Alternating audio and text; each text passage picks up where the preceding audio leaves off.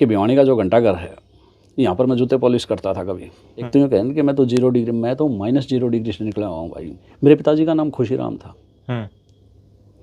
मुझे जीते जी ज़िंदगी में उनको कोई खुशीराम कहने वाला नहीं मिला। सारे खुशी आ गया करते। और मेरा नाम वीएम बेचैन है। कुछ लोग तो इज्जत के साथ जी भी लगा देते हैं। ये मूवी बनाते बनाते कि आपने अपनी पत्नी के गहने तक बेचने पड़े थे। वो था एक दौर था, मकान बना नहीं पाया, मकान के पैसे फिल्म पर लगा दिए। शौक जिंदाबाद रहे। फादर एक बेबस, लाचार, गरीब जूते पॉलिश करने वाले थे। किसी का कम, किसी का ज़्यादा खुड़के कर रखे से मोहब्बत ने हर मानस का बुड़के पर रखे से। फिल्म बनते टाइम से ही दिलो दिमाग में यह था कि इस फिल्म को सिनेमा हॉल में रिलीज करेंगे। कि आपने ज़िंदगी में कभी किसी से अगर प्यार कराया है तो आप बिन तेरे बेचैन देखो, आपको अपना महबूब याद होगा। खूब ताने मारे हैं लोगों ने। गणैन तो यह भी कही है, तना प्यार तो कर लूँ पर बेवफाई तो डर लग गया है, दिल बिना पूछे क्यों कर दे दूँ, लुगाई तो डर लग गया। मेरी महिला मित्र, मेरी गर्लफ्रेंड तो भाई मेरी घरवाली है।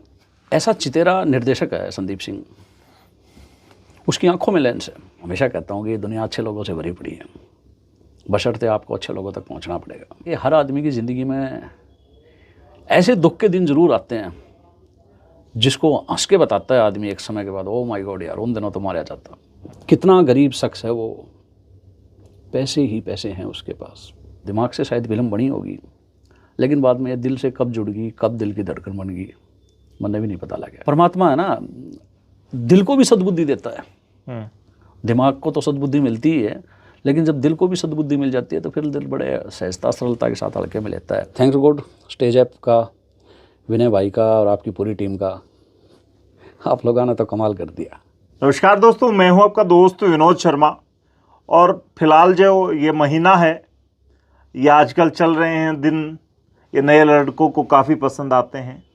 शायद पेरेंट्स इन दिनों में ज़्यादा रखवाली करते हैं अपने बच्चों की, या फिर ये दौर कह सकते हैं जो प्यार प्रेम की भाषा जानते हैं उनका दौर है। हालांकि हमारे हिंदुस्तान में या ख़ास करके हम जिस नॉर्थ इंडिया में रहते हैं वहाँ पे इन दिनों को ज़्यादा वैल्यू नहीं मिलती, लेकिन इन पे फिल्में, कहानियाँ, किस्से काफ़ी ज़्यादा बनते हैं। और एक ऐसी ही फिल्म बनी थी बिन तेरे बेचैन। आपने काफ़ी ज़्यादा चर्चाओं में ये फिल्म देखी है, सुनी है, इसके बारे में पढ़ा है अखबारों में। उस फिल्म के प्रोड्यूसर, राइटर और इसके कलाकार, जो मुख्य कलाकार हैं, अभिनेता हैं, वो वीएम बेचैन हमारे साथ मौजूद हैं।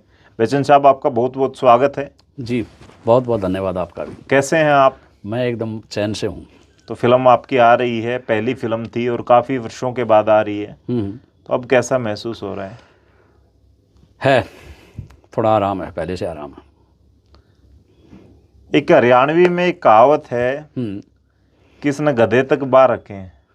तो शायद आपने अपनी लाइफ में कोई ऐसा प्रोफेशन छोड़ा नहीं होगा जो नहीं किया हो। एक पोइट भी हैं आप, राइटर भी हैं और पत्रकार भी रहे हैं। बिल्कुल। आजकल जॉब कर रहे हैं सीबीएलयू में। जी जी। सुपरवाइजर के तौर पर, यूथ डिपार्टमेंट जो है, वेलफेयर डिपार्टमेंट। तो ये फिल्म वाला किस्सा बीच में अटक गया था आपका, ये कैसे दोबारा से शुरू हुआ? और 14 फरवरी पे आप लॉन्च कर रहे हो इसको, तो काफ़ी आपके दिल से जुड़ी ये फिल्म है, ये वजह है? बिल्कुल विनोद भाई, एक बड़ी चीज़ मैं आपको बताता हूँ कि फिल्म ही नहीं, जो एक किसी आदमी की सृजन की हुई चीज़ है, कोई भी चीज़ है XYZ, वो दिल से ही जुड़ी होती है। दिमाग वैसे कुछ चीज़ को बनाता हो, लेकिन पूरी अपडेट होने के बाद, पूरी तैयार होने के बाद उस पर जो काबू साचा है ना, वो दिल कर लेता है। तो दिमाग से शायद फिल्म बनी होगी, लेकिन बाद में दिल से कब जुड़ गई, कब दिल की धड़कन बन गई, मुझे भी नहीं पता लगा। अच्छा, फिल्म आ रही है आपकी, और फिल्म का कोई ना कोई डायलॉग ऐसा जरूर होगा जो 14 फरवरी आ रही है उन बच्चों के लिए जो युवा हैं। हालांकि दिल से तो अपन भी अभी युवा ही हैं। हाँ, और आदमी कभी बूढ़ा होता नहीं है। आदमी कभी बूढ़ा नहीं होता। छुप के सपना चौधरी के सॉन्ग बूढ़े भी देखते हैं अपने हरियाणा में। देखो विनोद भाई, ये आपने एक बड़ी बात बताई कि छुप के सपना चौधरी के सारे देखते हैं, लेकिन एक बड़ी चीज़ और भी है। आपके मन में जितनी ज़्यादा एक ताजगी रहेगी, जितनी ज़्यादा अपने एहसास को लेके, अपने आप को लेके जितना अलर्टनेस रहेगी, जितनी आप अपनी लॉयल्टी दिखाओगे अपने आप के प्रति, उतने ज़्यादा आप जवान माने जाओगे। ये बुढ़ापा और ये उम्र, ये तो है ना महज एक आंकड़े हैं। तो फिल्म का कौन सा डायलॉग अब 14 फरवरी वाले युवाओं के लिए है आपका? 14 फरवरी देखो, हमारे नॉर्थ इंडिया की बात करा, आप यहाँ की बात करा, तो वैलेंटाइन डे के रूप में, प्यार के रूप में मनाया जाए, प्यार करने वाले आशिका के रूप में बनाया जाए। और फिल्म की जो कहानी है वह फिल्म की कहानी एहसास की कहानी है, प्यार प्रेम की कहानी है। और प्यार हमेशा यही कह है कि आपके अंदर लॉयल्टी होनी चाहिए, आपके अंदर वफा होनी चाहिए, निष्ठा होनी चाहिए। अगर आप अपने विचारों के प्रति, अपनी थॉट के प्रति लॉयल नहीं हैं, तो प्यार आपको 200% धोखा देगा। और फिर आप किसी दूसरों को उल्टा सीधा बोलोगे, दूसरे में कमियां निकालोगे, लेकिन ये इंटरनल कमियां आपकी हैं। बिन तेरे बेचैन इस बात की गारंटी देवा है कि आपने ज़िंदगी में कदे किसी से अगर प्यार कराया है तो आप बिन तेरे बेचैन देखो, आपको अपना महबूब याद होगा, चाहे प्यार 30 साल पहले कराया हो। इस बात की गारंटी है बिन तेरे बेचैन। चलिए, अपनी पुरानी जो महबूबा है या महबूब है आपका, उसे याद करने के लिए ये बिन तेरे बेचैन और ख़ास करके वैलेंटाइन डे के मौके पे आ रही है। फिल्म स्टेज ऐप पे आ रही है, और स्टेज ऐप हरियाणा का एक अच्छा माध्यम है। मैंने भी पीछे उनका इंटरव्यू किया था, अच्छे लड़के हैं और अपने भिवानी से ही हैं, सबसे बड़ी बात है।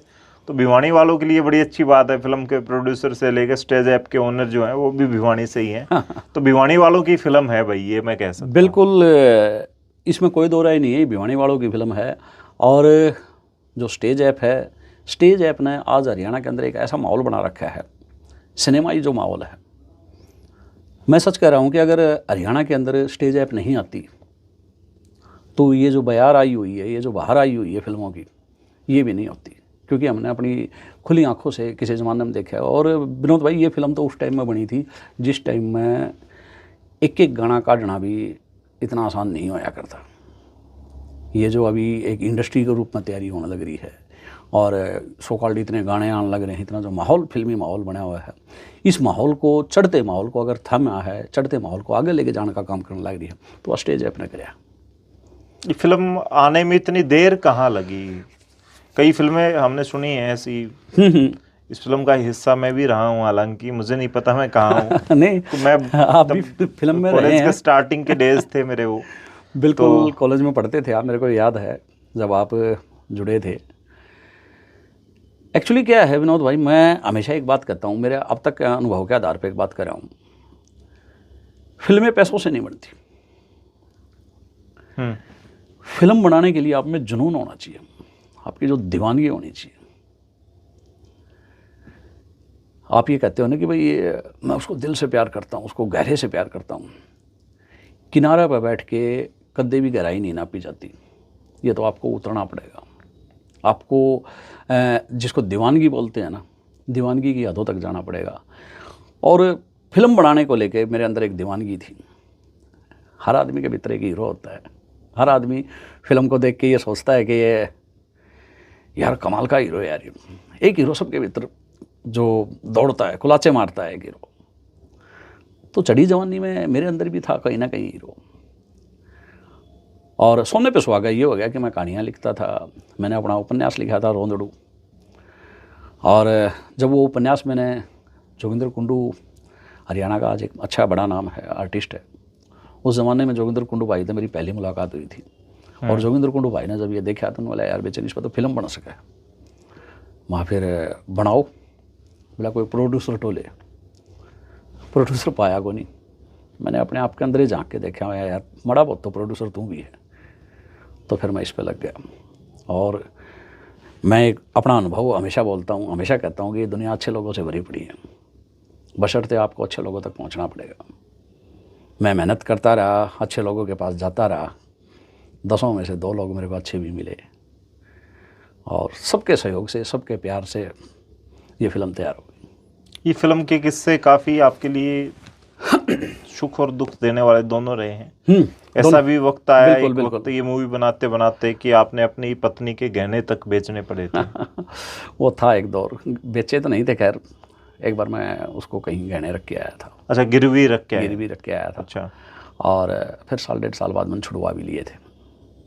लेकिन वो एक पीड़ा थी, एक वो था, क्योंकि एफडी तुड़वानी पड़ गई थी और मेरे पास तो कोई रोज़गार भी नहीं था।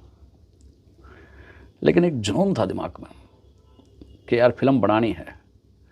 और बड़ी चीज़ ये है, मैं आज उन बातों को याद करता हूँ तो कांप जाता हूँ, हाँ यार कमाल है। फिर मुझे इस बात का भी पता लगा कि हर आदमी की ज़िंदगी में ऐसे दुख के दिन ज़रूर आते हैं जिसको हंस के बताता है आदमी एक समय के बाद, ओ माय गॉड यार उन दिनों तो मारा जाता। तो उन दिनों में वास्तव में बड़ा हताहत था, बड़ा परेशान था। मकान बनाना था, मकान बना नहीं पाया, मकान के पैसे फिल्म पर लगा दिए, शौक जिंदाबाद रहे। लेकिन थैंक्स गॉड, मैं अपने साथियों का, भगवान का शुक्रिया करता हूँ इस बात का कि मुझे मेरे शौक़ ने कभी मरने नहीं दिया। अगर कभी ऐसे हालात हुए, कभी मायूसी छाई, तो मेरे इर्द गिर्द, मेरे संबंध, मेरे संपर्कों में अच्छे लोग रहे हैं, अच्छे लोगों ने संभाला। कह सकते हैं कि इंसान को पैसे कमाने के लिए या फिर उनके लिए तो दौड़ता ही है, आदमी को अच्छे इंसान कमाने के लिए एफर्ट उतने ही लगाने चाहिए। बिल्कुल बिल्कुल। तो मुझे मिले हैं प्रदेश में भी बड़े अच्छे लोग मिले हैं, जिन लोगों ने मुझे प्यार भी दिया और मान सम्मान भी दिया। जहाँ कहीं भी मुझे थोड़ा फाइनेंशियली ज़रूरत सी हुई तो फाइनेंशियली भी सपोर्ट किया मेरे को। लेकिन वही बात है कि महज पैसों से बात नहीं बनती, बात बनती है अच्छे लोगों से। और उन अच्छे लोगों में से अगर मैं बात करूं तो यहाँ जिक्र है संदीप सिंह का, अपनी फिल्म के जो डायरेक्टर हैं, बादली से हैं। एक ऐसा चितेरा निर्देशक है संदीप सिंह, उसकी आंखों में लेंस है। आदमी को देख के वो तुरंत पहचान लेता है कि इसमें कितनी ग्राम कला है, जो कितना कलाकारी कर सकता है। और सीमित साधनों में, कम खर्चे में और मेरे हालात हिसाब किताब देखते संदीप सिंह ने बहुत बढ़िया फिल्म बनाई है। तो मैं सही शब्दों में अगर कहूँ तो ये फिल्म बिन तेरे बेचैन, एक फाइनेंसर होने के नाते, निर्माता होने के नाते तो शायद मैं कह सकता हूँ कि मेरी है। लेकिन इस फिल्म को अगर पैदा किया है, इसको सर्जित किया है, तैयार किया है, तो संदीप सिंह ने किया है। संदीप कुमार है अपने बादली से, उन्होंने किया है। फिल्म में एक्टर बनने का आपके दिल में पहले से ही था? आप नहीं। एज ए एक्टर ही देख रहे थे या कैसे, क्या किस्सा रहा इसका? विनोद भाई, मेरे दिलो दिमाग में फिल्म में हीरो बनने का कोई ख्वाब नहीं था। मैं तो शुरुआती दौर से किताबी कीड़ा रहा हूँ, लिखने का शौक़ रहा है। हाँ, मन में ये तो ज़रूर रहता था कि भाई मेरे लिखे हुए गीत कहीं किसी सिनेमा में आए, किसी फिल्म में आए, या फिर सो कॉल्ड मैंने कोई स्टोरी लिख दी, वो स्टोरी कहीं लॉन्च हो। तो मैं फिल्म का हीरो कहीं नहीं था। थे एक साथी थे जिसने हाँ भर दी थी और वो बड़ा चॉकलेटी चेहरा था। मेरे को लगा भी था वहाँ यार यो हीरो बन जाएगा फिल्म का, तो बढ़िया बन जाएगा। लेकिन एन मौके के ऊपर उनको कोई ज़रूरी काम हो गया, उनकी अपनी सो मजबूरियाँ रही, वो समय नहीं दे पाए। अब समय नहीं दे पाए तो टेक्निकल टीम सारी आई हुई थी, मेरे सारे साथी आए हुए थे, सोमवार से शूट शुरू करना था। अब ऐसे में क्या करें? अब ऐसे में जो संदीप जी हैं डायरेक्टर, उन्हें पता नहीं क्या सूझा, और एक रात जब बैठे थे तो बोला यार बेचैन, कोई लॉयल आदमी मिल नहीं रहा, ढंग का आदमी समझ में नहीं आ रहा। वैसे तो बहुत से मिल जाएंगे अगर हम ढूंढेंगे तो, लेकिन अभी हाल फिलहाल वो है। बोला ये बता तू थिएटर के बारे में, इन चीज़ों के बारे में जानता है? फिर मैंने बताया मैं doctor A V Sharma ji हैं हमारे गवर्नमेंट कॉलेज से, उन्होंने यूथ फेस्टिवल्स वगैरह करवाए हैं, तो थिएटर वालों के साथ उठा बैठा हूँ मैंने काफ़ी रिहर्सलें देखी हैं नाटकों में, रीन में वगैरह, लेकिन मेरी उनमें भी दिलचस्पी राइटिंग में ही रहती थी। बोला बस तो फिर एक राइटर से बड़ा तो एक्टर कोई हो ही नहीं सकता। ये जो फिल्म का हीरो है पर्दे पे तो बहुत बाद में आया है, पहले तो मेरे भीतर ही था। तो संदीप के निर्देशन में, संदीप की जो मार्गदर्शन है और जो उसकी अगुवाई है, उस अगुवाई में वो कहते गए और मैं करता गया, बन गई फिल्म। आपको डर लगने लगना था? 10-12 साल हो गए थे फिल्म डब्बा बंद होना, बहुत सारे प्रोड्यूसर मर जाते हैं इस चक्कर में, और बहुत सारे लोगों डर था। एक डर मेरे साथ रहता था लेकिन एक समय के बाद है ना, फिर मैंने अपने डर को पाल लिया। वो डर मेरे साथ सोने लगा, मेरे साथ रहने लगा। फिल्म को मैं बढ़ने के बाद लेके सौकार्ड कुछ कंपनी वालों के पास भी गया, कुछ लोगों से मिला भी। लेकिन मैं विनोद जी आज आपके मंच के माध्यम से ये बात भी कहना चाहता हूँ कि सौकार्ड ये जो कंपनियां वाले हैं, अगर एक दो लोग हैं अच्छे तो हैं भी, नहीं बहुत से लोगों का मैंने ये हाल देखा है कि उनके अंदर एक ऑब्जर्वेशन नहीं होता, उनके अंदर प्रतिभा को पहचानने की वो नहीं होती। उन्हें ये नहीं होता कि बस वो तो ये देखते हैं कि क्या प्रोजेक्ट आ गया, कैसा प्रोजेक्ट आ गया, फ्री में ले ले, और सामने वाले का ओठा भी कि मैं लाली दिखा है कि मैं चमक दिखा है तो इस पर नुकर लॉन्च करने के भी पैसे ले ले। किसी की मेहनत को नहीं आंकते, और कला से तो कोई लेन देन ही नहीं है। मैं इतने वर्षों से लगा हुआ हूँ, मुझे नहीं मिला कोई ऐसा। सिनेमा घर में ले जाने की नहीं सोची आपने इस फिल्म को? सिनेमा घर में ले जाने की भी सोची विनोद भाई। इस फिल्म को लेके मैंने बड़े बड़े दंड बैठक मारे हैं, बड़े बड़े पाड़े पड़े हैं। जैसे फिल्म बनी, फिल्म बनते टाइम से ही दिलो दिमाग में यह था कि इस फिल्म को सिनेमा हॉल पे रिलीज करेंगे, और सिनेमा हॉल पे रिलीज करना है तो इसका सेंसर करवाना पड़ेगा। अब सेंसर का मेरे को पता नहीं कैसे क्या कुछ। मैंने डायरेक्टर से बात की तो डायरेक्टर ने कहा कि दिल्ली में भी है सेंसर बोर्ड, बॉम्बे में भी है। अब ऐसे में मुझे दिल्ली आना जाना हुआ। संदीप भाई भी मेरे साथ गए एक दो बार, वहाँ से फॉर्म वगैरह लिए, वहाँ से सारी डिटेल ली। फिर उन्होंने जैसे जैसे बताया भाई इतने का डिमांड ड्राफ्ट लगेगा, ये लगेगा और वो लगेगा, डॉक्यूमेंटेशन। अब वहाँ दिक्कत ये आई कि बॉम्बे से रजिस्टर्ड करवाना था, फिल्म को रजिस्टर्ड करवाना था, इसके गाने रजिस्टर्ड करवाने थे, टाइटल रजिस्टर्ड करवाना था। सारा सब कुछ होने के बाद फिर प्रोड्यूसर को प्रोड्यूसर एसोसिएशन का मेंबर होना था। मेरे 3 राउंड लगे बॉम्बे में, सारी जानकारी एक ही झटके में नहीं मिली, थोड़ी टपका टपका जानकारी मिली। कभी ये नहीं हुआ, कभी वो नहीं हुआ, लेकिन एट लास्ट तीसरे मौके में मैंने इसका सारा सब कुछ वो करवाया और फिर दिल्ली से इसका सेंसर लिया। सेंसर लेने के बाद मन में एक ही जुनून था, एक ही था कि अब तो सिनेमा हॉल पे आ जाएगी। अगली सीढ़ियों का मुझे भी नहीं पता था, मुझे भी नहीं पता था कि फिल्म का सेंसर होने के बाद क्या होता है। तो नहीं पता था मेरे को भी। ऐसे में एक दिन मेरी मुलाकात रामपाल बलारा जी से।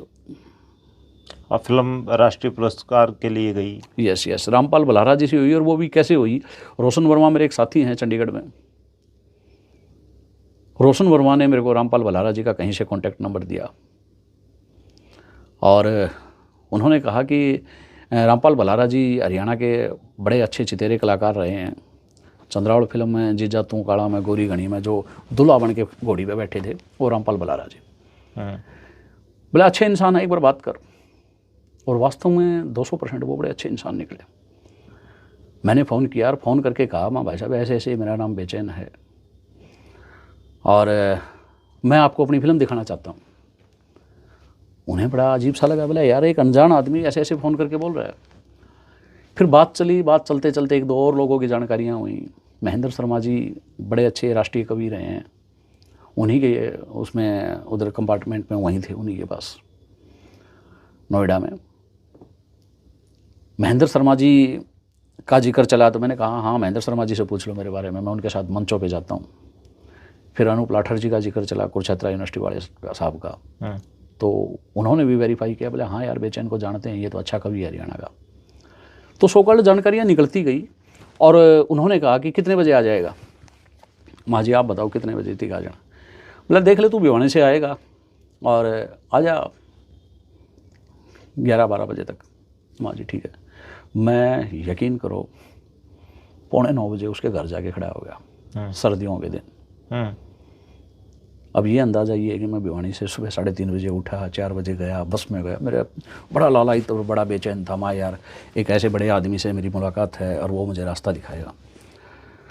उनको घर में जाके उनको फिल्म दिखाई। फिल्म देखने के बाद उन्होंने मेरे को सीने से लगाया, शाबाशी दी। बोले पहले कितनी फिल्में बनाई है? माँ जी मेरी तो पहली ये फिल्म है यार। बोला तो करते क्या हो? माँ जी मैं तो कवि हूँ, पत्रकार हूँ। बोला सीधी फिल्म ही बना दी। माँ जी बना दी। जुनून था मेरे अंदर, जिद थी। जिद बदलती है सब कुछ। तो बोले बेटा एक काम कर, इस फिल्म को है ना तू नेशनल अवार्ड फिल्म फेस्टिवल में भेज, इसका फॉर्मेट चेंज करवाना पड़ेगा। और करवा लेगा? माँ जी मेरे को तो नहीं पता कहाँ फॉर्मेट चेंज होंगे। उन्होंने दिल्ली में मेरे को एक कहीं स्टूडियो वाले का किसी का एड्रेस दिया। बोला वहाँ चले जाना, सो कॉल्ड इसकी कुछ एक पेमेंट लेंगे वो फॉर्मेट चेंज करने की, और वो हो जाएगा। बोला लेकिन उससे पहले एक काम और भी करना पड़ेगा। माँ जी क्या? बोला इस पर सब टाइटलिंग करवानी पड़ेगी फिल्म पे, नेशनल अवार्ड फिल्म फेस्टिवल में तभी जाएगी, नहीं हरियाणवी समझ में नहीं आएगी। प्रोसेस होता है। यहाँ नवा दिराना राजगढ़ में मेरे साथी हैं, मास्टर जी हैं, सुनील यादव। डॉक्टर साहब तो मैं मिला, मनोज तक कई माँ डॉक्टर साहब नोनू बात है, और मेरी हरियाणवी फिल्म को अंग्रेजी में ट्रांसलेट करना है। मेरा हाथ थोड़ा तंग था। बोले आ जा। एक रात उसके पास गांव में गया, रात ने खेता में फिल्म चलाई, और एक एक सीन रोक के सारा जैसे जो करके वो सीन सुनते गए और उसको ट्रांसलेट करते गए। उन्होंने बड़ी मदद करी। ट्रांसलेशन होगी, सारी की सारी डिटेल तैयार होगी। डिटेल तैयार होने के बाद मेरे को पता था कि अंग्रेज़ी वहाँ जाके टाइपिंग करनी पड़ेगी। मुझे टाइपिंग आती है, मैं 98-99 का टाइपिस्ट हूँ। मैंने अपने घर में बैठ के ना सारी की सारी फिल्म टाइप कर दी, वर्ड फाइल में टाइप करके, और 2 दिन के बाद वहाँ दिल्ली जा लिया। अच्छा। दिल्ली फॉर्मेट चेंज करवाने के लिए उनके पास गया तो उन्होंने थोड़े अलग एटीट्यूड सा दिखाया। बोले भाई इसमें तो टाइपिंग करनी पड़ेगी, सब टाइटलिंग में ये और वो, और 1 हफ्ता लग जाएगा। मैंने पेन ड्राइव दी, वहाँ भाई साहब करके लाया। ये तो वही हो गया। अभी अलावत जी ने बोला है ना, पाताल लोक में एक डायलॉग बोला था, थारा फूफा पहले से ही सस्पेंड है। तो बड़े खुश हुए वो भी। एक शर्मा जी थे वहाँ, बालकिशन शर्मा, शायद बुजुर्ग से आदमी थे, बहुत खुश हुआ वो इस बात को लेके। बोला बेटा अलर्ट रहना चाहिए आप अपने काम में हमेशा। आपको पता है कि आप भिवानी से यहाँ आए हैं, तो आपको ये भी पता होगा, किसी ने बताया होगा कि भाई ऐसे ऐसे टाइपिंग। माँ सर मेरे को थोड़ा नॉलेज था इस बारे में। तो उन्होंने मुझे 3 से 4 घंटे में फ्री कर दिया, फॉर्मेट चेंज करके मेरे हाथ में DVD वो दे दिया। अलग तरह की DVD आती हैं, वो उसका नाम भूल गया मैं। और ये आने के बाद फिर मैं अगले दिन फिर बलारा जी के घर। बलारा जी ने बोले यार मैं तो सोचूँ था कि तू 10 दिन का बाद आओगा। बोले परसों तो आया था तू। 3 दिन पहले आया था। बोले तूने क्या किया? माँ जी जिस दिन मैं यहाँ से गया उसी दिन रात ना मैंने इसकी वो करवा दी, इंग्लिश सब टाइटलिंग करवा दी। उससे अगले दिन 4 घंटे 5 घंटे में बैठ के टाइपिंग कर दी, और उसी दिन मैं टाइप करके सीधा दिल्ली। और दिल्ली वालों ने आज फ्री किया है। रात को दिल्ली ही रुका था किसी के पास। बड़े खुश हुए, बोले अच्छा जुनून है। और फिर उन्होंने 63 में फिल्म फेस्टिवल के लिए इसके डॉक्यूमेंटेशन तैयार करवाए, फिल्म को वहाँ भिजवाया। किसी ने आपसे पूछा नहीं बिन तेरे बेचैन ये किसके बिना बेचैन, और कभी किसी महिला मित्र को मिस करते हुए ये फिल्म लिखी हो और बनाई गई? विनोद भाई आपको एक 4 लाइनें सुनाता हूँ मैं। मैंने लिखा था कभी 4 लाइनें कि किसी का कम किसी का ज़्यादा खुड़के कर रखे से, किसी का कम किसी का ज़्यादा खुड़के कर रखे से, मोहब्बत ने हर मानस का बुड़के पर रखे से। ये कोई सच्चाई नहीं बतावा है तो उसकी अपनी मर्जी, नहीं कान के नीचे ज़िंदगी ने सब कदर रखे से। तो प्यार का एहसास होना या प्यार के दौर से गुजरना, मैं पीछे जवानी छोड़ के आया हूँ यार, कि उसकी यादों की निशानी रख कर भूल गया हूँ। मैं शायद कहीं अपनी जवानी रख कर भूल गया हूँ। तो कहने का मतलब ये है कि यार ये एहसास तो सभी के अंदर होता है। आपकी महिला मित्र या गर्लफ्रेंड जो रही, जिनको देख के या सोच के आपने ये फिल्म बनाई भाई होगी, क्या उसने ये फिल्म देख ली होगी? वो भी स्टेज ऐप का सब्सक्रिप्शन लेके ही देखेगी? पता नहीं। मेरी महिला मित्र, मेरी गर्लफ्रेंड तो भाई मेरी घरवाली है। मैंने हमेशा यह बात कही भी है कि डर लग गया है कि इतना प्यार तो कर लूँ पर बेवफाई तो डर लग गया है। इतना प्यार तो कर लूँ पर बेवफाई तो डर लग गया है। दिल बिना पूछे क्यों कर दे दूँ, लुगाई तो डर लग गया। तो लुगाई को खुश करने के लिए आपने ये डायलॉग बोल दिया कि गर्लफ्रेंड जो है वो अर्धांगिनी जी। एक राइटर जो होता है ना, जो लिखने वाला होता है, सो कॉल्ड कवि होता है, साहित्यकार कवि वगैरह होता है, जब जब कुछ लिखता है वो अपने आप में झांकता है, सामने से ऑब्जर्व करता है और दुनिया से लेके दुनिया को ही दे देता है। हर शख्स के भीतर एक प्रेमिका होती है, मेरे अंदर भी है। मैं शब्दों से उसको कितना ढाल पाया, शब्दों से उसको कितना जिंदा कर पाया, शायद ये फिल्म बता देगी। और मैं इस फिल्म को लेकर बड़ा आश्वस्त हूँ। फिल्म का अलग अलग पहलू है, एक टेक्निकल पहलू अलग होता है, फिल्म के अंदर और तरह के पहलू अलग होते हैं, लेकिन जो कंटेंट जिसको बोलते हैं ना, आपको ये फिल्म बांध के रखेगी। इश्क की एक निशानी है इस फिल्म के अंदर, प्यार का एक ऐसा एहसास है। आप देखोगे तो देखने के बाद आपको कहीं लगेगा कि यार ये प्यार होता है क्या।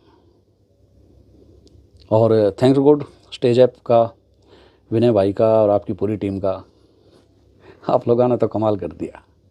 फिल्म के अंदर एक डायलॉग था जो राजकुमार मान साहब हैं, बड़े विलेन हैं, उनका बेटा देव कुमार देवा वो छोटा विलेन है, उसके अंदर बदमाशी करता है। तो मान साहब अपने बेटे को एक बात कहते हैं कि बेटा ज़िंदगी में दो बात याद रखिए, किसी मजबूर की मजबूरी का फ़ायदा ना उठाइए और किसी आशिक बात ना उठाइए, क्योंकि उनका भी टूटा हुआ दिल होता है कभी। हाँ, तो फिल्म ये चीज़ दिखाने लग रही है। फिल्म मजबूरी भी दिखाने लग रही है आदमी की, और दूसरे एंगल से अगर आपसे बात करी जाए, एक सामाजिक कहते हैं ना कि उम्र के हिसाब से हमारी जिम्मेदारियां भी हैं। फिल्में क्या करती है, फिल्में समाज में अगर एक अच्छा संदेश नहीं दे पाई तो मुझे लगता है कि महज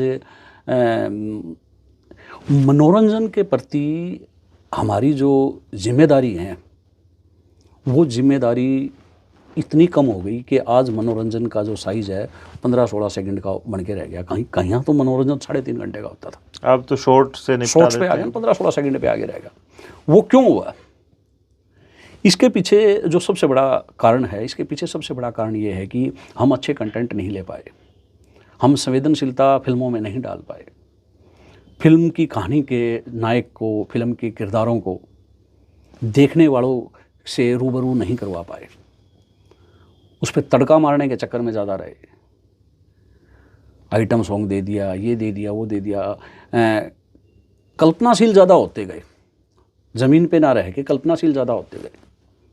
तो ये फिल्म जो आपकी इतने साल रुकी, इस दौरान आपको काफ़ी कुछ झेलना पड़ा होगा। लोग आपको रोज़ ताने दिया करते, ऐसे बड़ा आया था स्टार बनने, बड़ा आया था। हाँ विनोद जी, मैं ये हीरो जा रहा है, बिल्कुल बिल्कुल, आपने बड़ी दुखती रखवा हटे क्या, खूब ताने मारे हैं लोगों ने, गणैन तो यह भी कही है।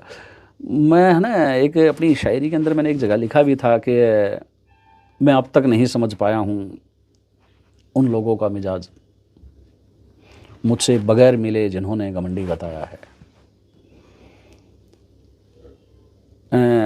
मुझे नहीं पता लोगों ने फिल्में देखी है या नहीं देखी है, एक ने जैसी भी बात छेड़ी, जिसने जैसी भी कह दी, सामने वाले ने, दूसरे वाले ने मिर्च मसाला लगा के जैसे तैसे करके बहुत सी अफवाहें उड़ी, बहुत सी बातें भी उड़ी फिल्म को लेके कि नहीं बनी फिल्म, ये नहीं हुआ। आप तो साक्षी रहे हैं इस चीज़ के, आप तो पूरे शूट के अंदर साथ थे।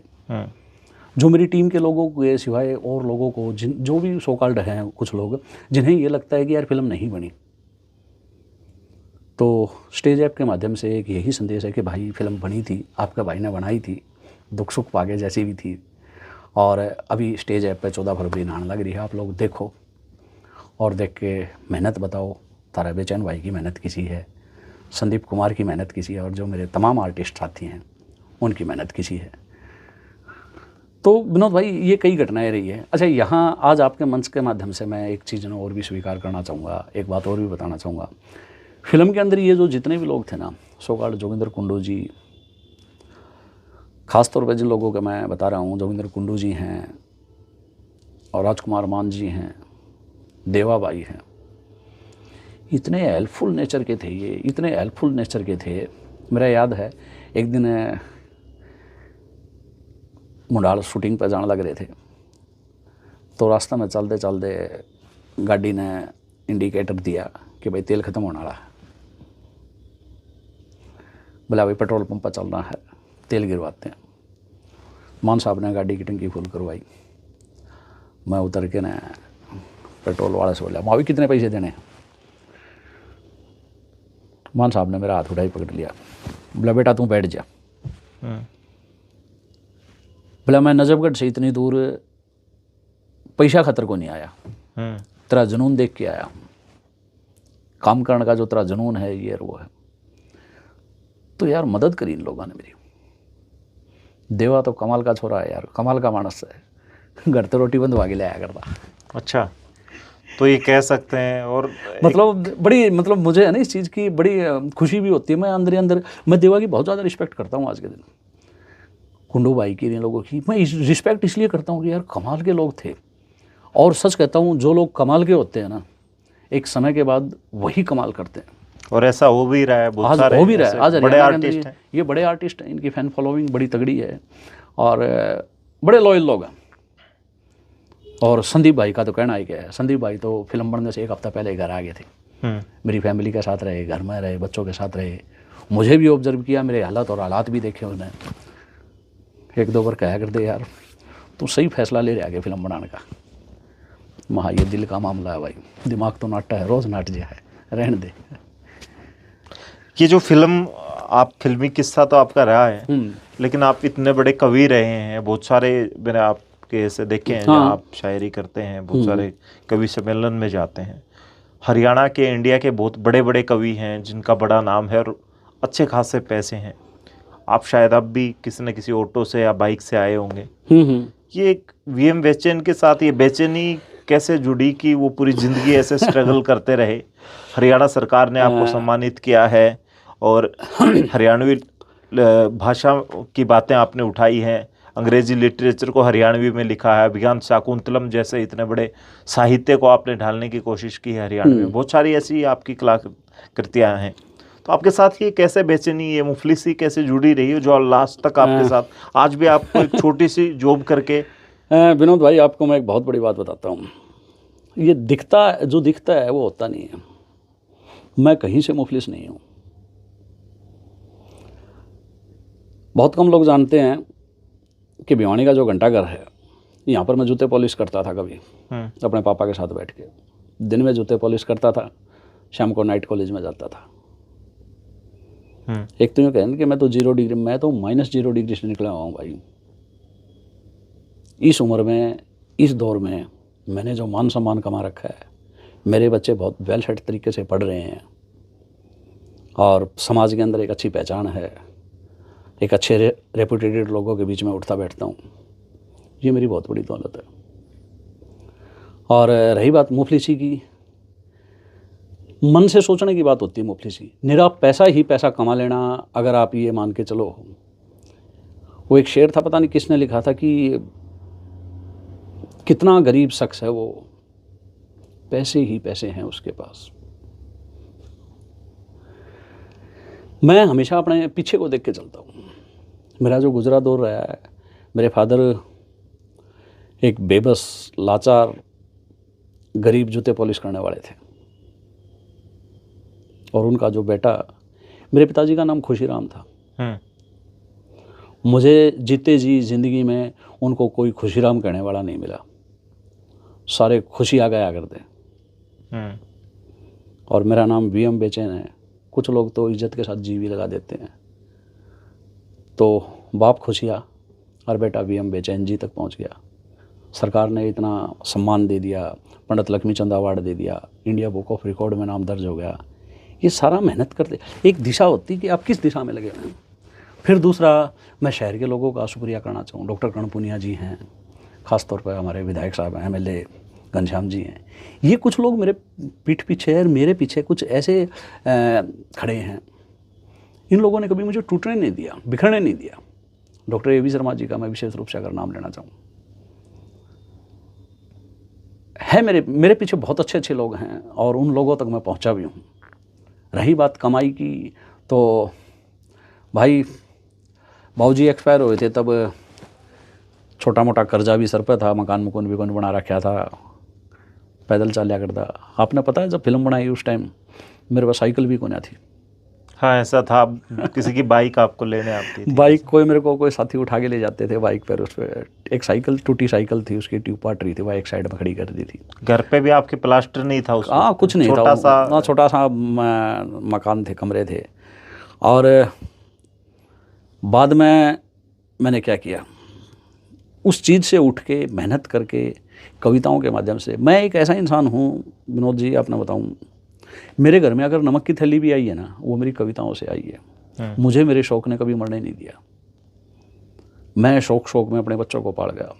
बेटा आज BA फाइनल में है, बेटी अब फर्स्ट ईयर में हो जाएगी। ये सब कविताओं की मेहरबानी है, मेरी नेक नीति की मेहरबानी है। और हमेशा अपनी निष्ठा के ऊपर जो मुझे चाहिए, जो मेरी क्षमता में है, मैंने उस पर नज़र रखी।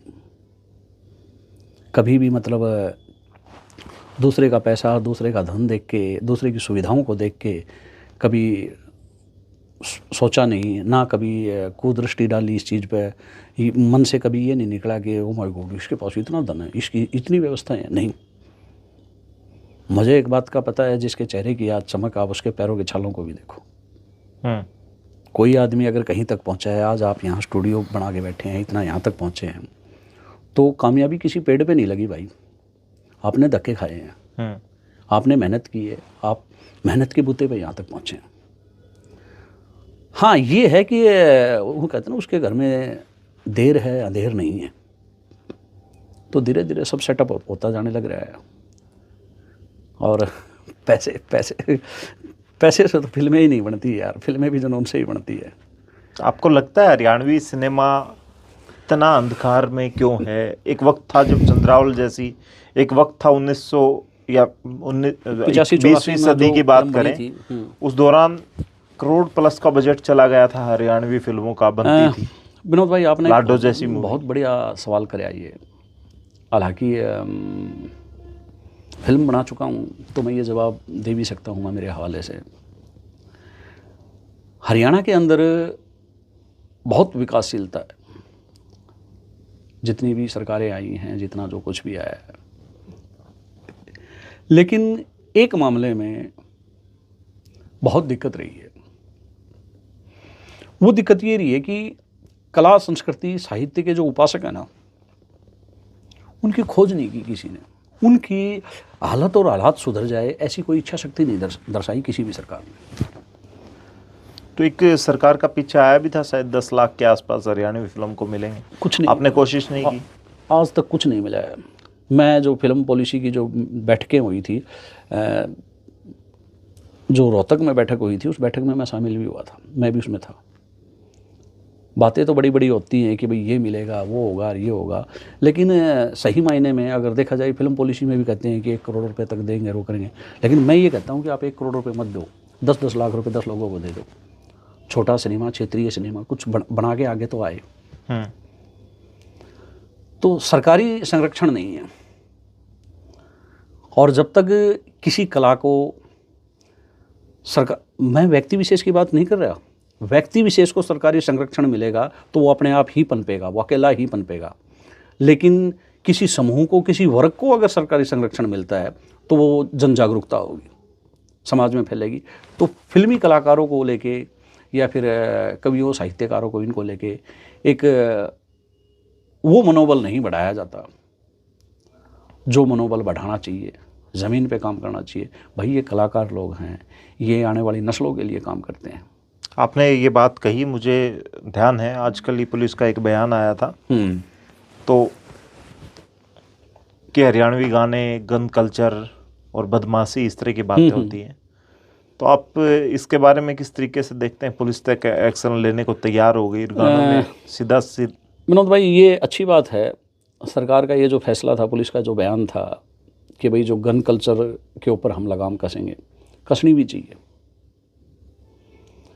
गीतों के माध्यम से देश दुनिया के अंदर जो शब्दावली जाने लग रही है, जिस तरह की बातें बदमाशी सोकाल्ड, अच्छा मैं एक बड़ी बात आपको और भी बताता हूँ, सोकाल्ड ये बदमाशी के गाने गानी है, जितने भी कलाकार लोग हैं ये वो हैं, आप इनसे बात करके देखियो, इतने संवेदनशील हैं, इतने प्यारे लोग हैं ये, भीतर तो गुलाब बरगे हैं ये। लेकिन वही बात है, ये पब्लिक में माड़ फेंके हैं, पब्लिक ने पसंद आ रहा है, तो ये वो हो रहा है, लेकिन ये संप्रेषण नहीं होने लग रहा, अगली नस्ल तक के लिए जाने वाली बात नहीं हो रही। रामकेश जीवनपुरिया जी हैं, बहुत अच्छे गीत लिखते हैं, बहुत अच्छे उनके गाने आते रहते हैं, वो अगली नस्ल तक जाना है, क्योंकि गीत संगीत का, कला का एक जिम्मेदारी भी है। वो जिम्मेदारी ये है कि आप अगली नस्ल को क्या दे रहे हो। हरियाणवी भाषा का दर्जा दिलाने की कोशिश करते हैं आप। जी जी, तो हरियाणवी को भाषा का दर्जा आपको लगता है मिल पाएगा इस तरीके? मिल जाएगा, पूरी तरह से मिलेगा। अभी आपने एक अच्छा सवाल किया, इस बारे में मैं आपके सामने जिक्र करना चाहूँ। आदरणीय डॉक्टर धर्मदेव विद्यार्थी जी हरियाणा साहित्य अकादमी के हिंदी हरियाणवी प्रकोष्ठ के निदेशक हैं। उनकी अगुवाई में अभी एक हरियाणवी भाषा उत्थान समिति बनाई गई है, परामर्श समिति है। उस परामर्श समिति के उप समितियाँ बनाई गई है 4-5 कि जो रचनाकार हैं, कितनी रचनाएं लिखी जा चुकी है हरियाणवी की, कितने किताबें आ चुकी हैं, कैसे क्या कुछ। एक तो समिति वो बनाई है, एक भाषा का मानवीकरण की समिति बनाई है, और एक समिति ये बनाई है कि जो सरकार से आगे बात करी। 5 तरह की उप समितियाँ बनाई गई है। तो हरियाणवी रचनाकार संकलन उप समिति है, मुझे उसका सदस्य बनाया गया है।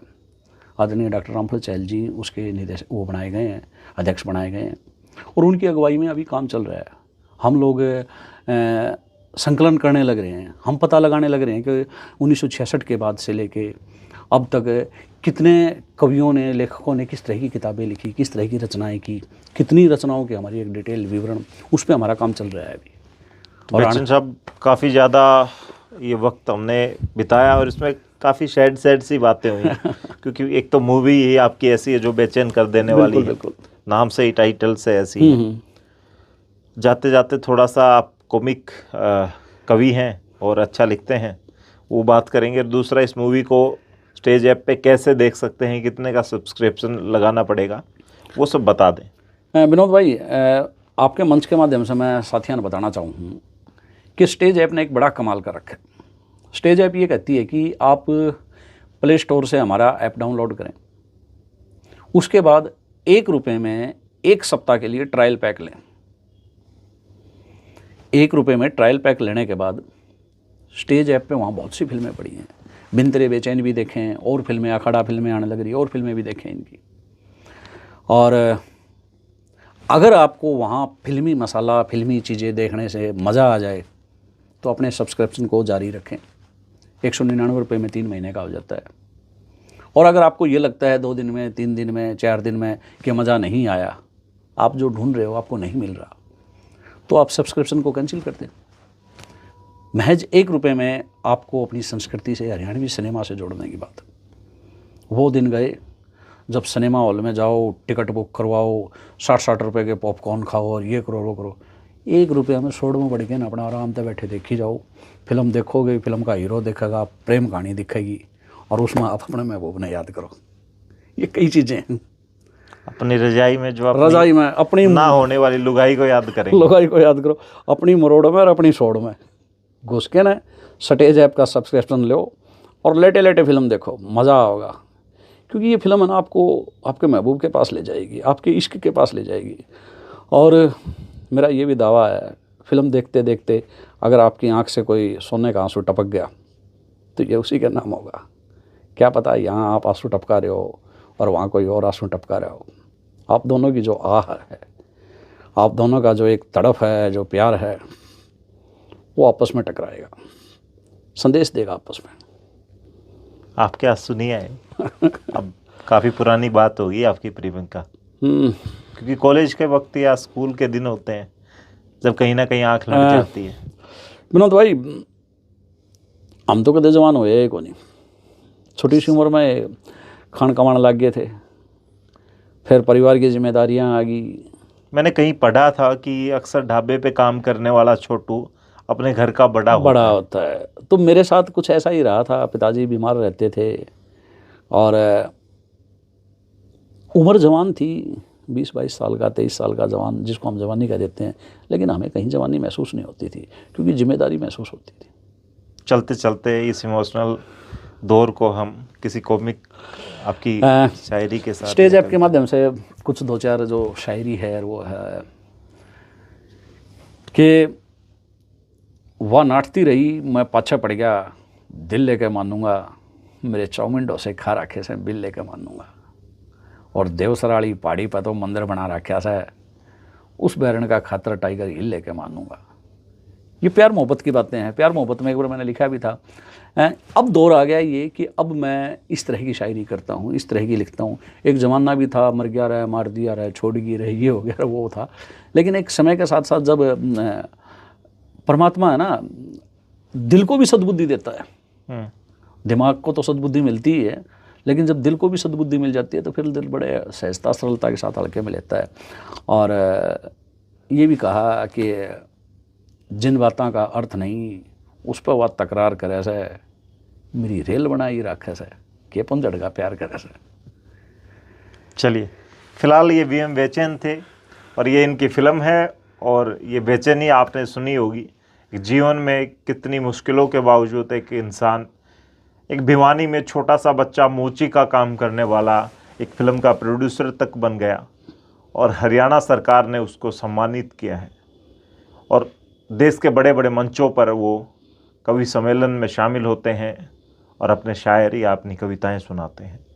भिवानी वालों के लिए प्राउड की बात है, और आने वाले वक्त में मात्र 2 दिन या 1 दिन बाद आप देखेंगे स्टेज ऐप पर ये फिल्म आनी शुरू हो जाएगी, और आपको 14 फरवरी के बाद अगर आपने किसी से प्यार किया है या नहीं भी किया तो इस फिल्म को जा कर के ज़रूर देखें, और अप्रिसिएशन के लिए आप कमेंट में वीएम बेचैन के बारे में लिख सकते हैं।